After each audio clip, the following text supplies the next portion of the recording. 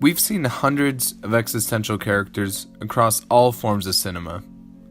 Philosophy and cinema is not any kind of new pairing.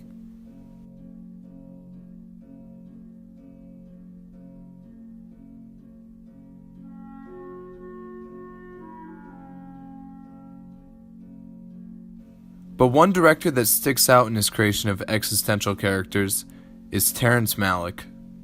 He's excelled in creating extremely existential, archetypical characters in his films, like Tree of Life and To the Wonder. One way he succeeds in creating such intriguing characters is through his use of Kierkegaardian philosophy. Malick studied Soren Kierkegaard heavily as a philosophy major at Harvard, and has become obvious through the themes and characters in his films. Soren Kierkegaard was an existentialist writing in the mid-1800s, and he focused heavily on the ideas of personal faith and love. One character that especially embodies these Kierkegaardian philosophies is Rick, from Malick's highly divisive film, Knight of Cups. Rick's journey through the film takes the form of Kierkegaard in action. He embodies and exemplifies many of the philosophies that Kierkegaard has put forth, and in this way it allows Malick to use Rick as an existential experiment, a test subject to put Kierkegaard's writings into action. The first way Malick does this is through the preface of this film. Remember the story I used to tell you when you were a boy? About a young prince, a knight, sent by his father, the king of the East, west into Egypt to find a pearl. Malick starts this film with a religious allegory, placing Rick as a follower of God in search of meaning. We can already sense that this is a character who has become lost and now must find his pearl.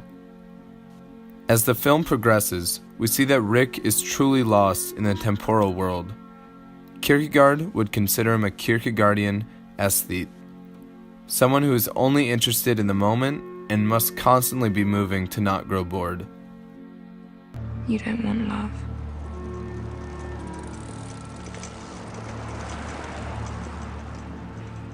You want a love experience.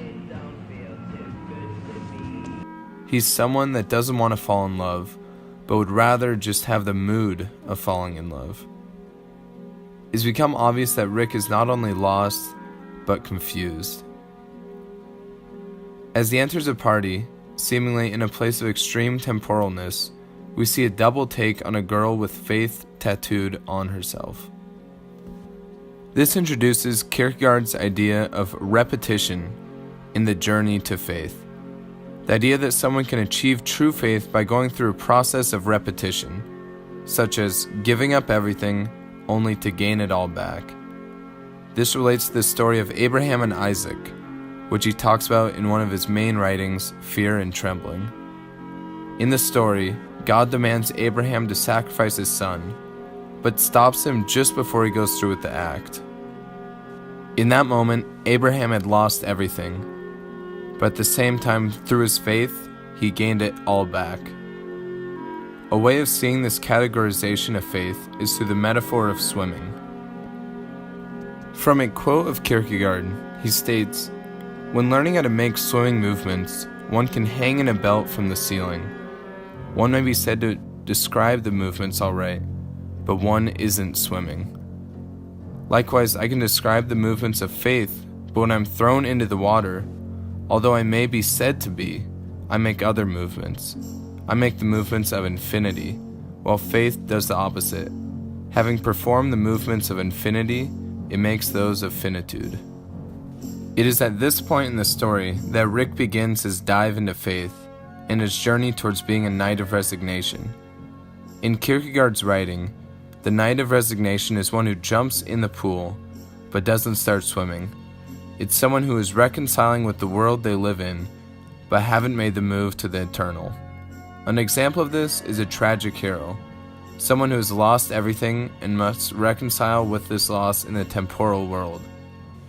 An example would be the story of Agamemnon and the sacrifice of his daughter he had to make. It is towards the end of the film when we see Rick embrace repetition and return to the world as the Knight of Faith. In other words, he is like a tragic hero who has given up everything, but then he regains everything due to his belief in an infinite world.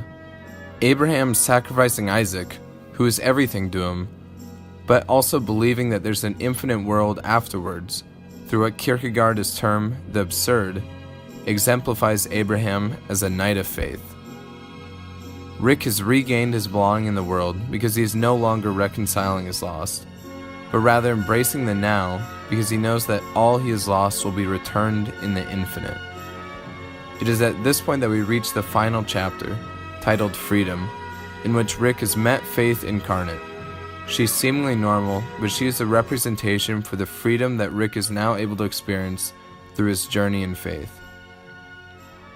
So, after all this, why is it important to understand Rick? In a specific sense, understand the nature of Rick gives the audience a view into the mind of Malick. The actions of his character give us an idea of what we should be searching for, what we should be drawing from the film. In a bigger sense, this level of philosophical detail behind a character helps create not only an interesting, but also an insightful story. By using a basis in philosophy, Malick can help create questions for the audience that they may not have even thought of. Film is all about vicariously experiencing life through other characters, and what better way than through an existentialist experiment into how to live life. The journey of Rick is a journey that we can learn from. We can learn what a Kierkegaardian looks like in real life, and how this kind of lifestyle could potentially fit into our modern world. A Malick film is so impactful because it helps bring Kierkegaard to reality. Malick's camera style just further emphasizes this kind of reality. The way the camera drifts into the landscape or lingers in a crowd helps draw attention to the world we live in, and how the philosophy fits into real life. The jump cuts and editing he utilizes don't emphasize a simple timeline narrative, but rather show a broader scope.